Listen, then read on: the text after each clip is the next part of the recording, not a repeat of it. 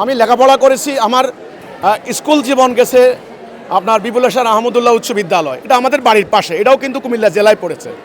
লাকসাম নওয়াব ফয়জুন্নেসা সরকারি কলেজ, সেখান থেকে আমি 1993 সালে বিএসএস পরীক্ষা প্রথম শ্রেণীতে প্রথম হয়েছিলাম। কাজেই কুমিল্লা ভিক্টোরিয়া কলেজেও একসময় আমার অনেক বন্ধুবান্ধব এবং আমি একসময় স্টুডেন্ট মুভমেন্ট করেছি, আপনারা জানেন, কারণ আমি ছোটোবেলা থেকে ইসলামী আন্দোলন করতাম। তো সেই সুবাদে কুমিল্লার Victoria college, Comilla college, Lalmai college, আপনার হলো লাকসাম নওয়াব ফয়জুন্নেসা সরকারি কলেজ, এই কলেজগুলোতে আমার কিন্তু বিচরণ আছে, জানাশোনা আছে। তো কাজেই আমি মনে করি ওই সময়ের আমার হাজার হাজার বন্ধুবান্ধব, আমার ক্লাস ফ্রেন্ড যারা আছেন, আমার সহপাঠী, সিনিয়র জুনিয়র, অনেকেই এখন সোশ্যাল মিডিয়ার মাধ্যমে আমার বক্তব্য শুনছেন।